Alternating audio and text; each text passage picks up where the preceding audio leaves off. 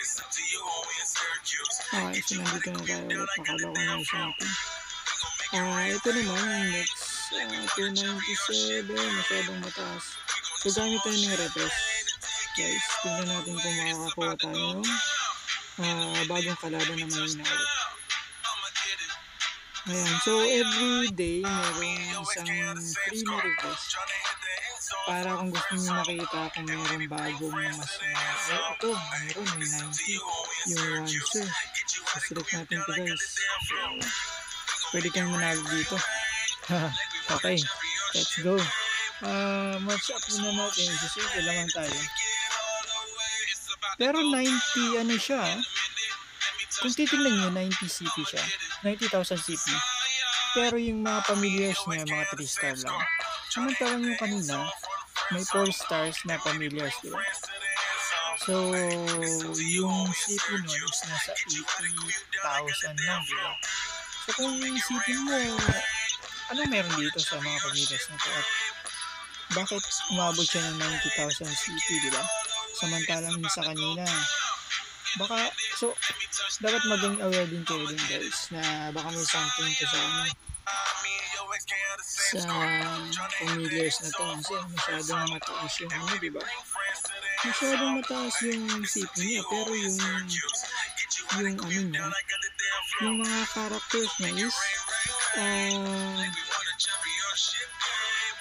3 star lang, diba? Tapos halos walang level, diba? Pero, so, maging aware kayo dapat. Kasi meron siya nito. Meron siya bang, dapat aware kayo na bakit ganun. So, mataas yata yung mga HP nila. Kaya siguro ganun. Anyways, so, palaisipan ulit kung matatawag natin to. Kasi 90,000 siya. Although, yun hopefully matalo natin. Kasi 3 star lang naman siya. Samantalang ako 5 star yun. Yung karamihan sa mga ano.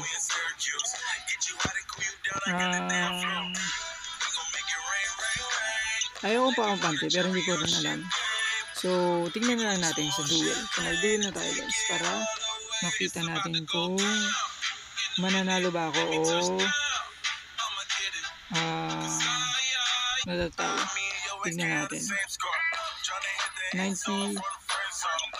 So, palit na si Mr. COVID. Diba? Ayan. So, yun na, diba? So, nagpaano na kagad yung mic ko. So, nakitira ng Petro.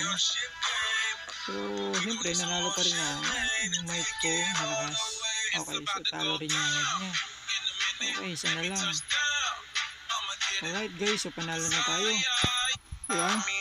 So 5-0. Okay. Nice. So tingnan natin yung details guys. Ano bang meron dito kay Mr. COVID nito?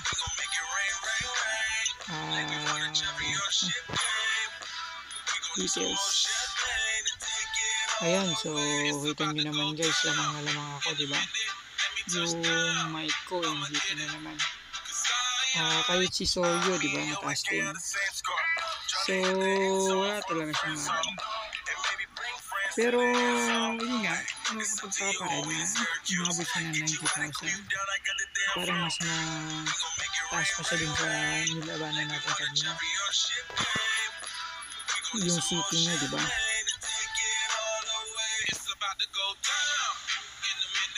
Which is weird, diba? Weird. Ayan. So, naka 3 over 5 na tayo. Siyempre, wala na tayo ng natin. So, hindi na tayo nagdamay. So, nakadalawang win ako. Si Oncer, tsaka yung isa pa, diba? Alright, so 2-0. Naka 2-0 na. So, yun lang naman guys. So, lagi niyong gagawin yun. And, make sure na lagi niyong na-upgrade yung yung pamilyas niyo. So, yan guys, tingnan nyo ito. nakita ko lang shit. Yung Torex niya 6 stars, diba? Tapos level 30. So, sobrang layo ng ano. Yung defense niya yun. So, hindi basta-basta ma-penetrate yung defense niya yun. Tapos ito rin yung ano niya. Si Ouroboros. 6 star na ano. Na level 30 rin. Isa na lang. Nag-upgrade na naman siya. At halos doble yung ano niya, saving sa atin, diba? Hindi masyadong malayo yan kung lalabanin natin. So, make sure guys na titignan nyo lagi yan, yung mga ganong factor. Ayun lang naman. Anong hope may enjoy kayo sa aking content ngayong araw. Kung hindi pa kayo nakapag follow, just follow and subscribe to my channel. I hope may natutunan na kayo. See you again next time. Bye-bye.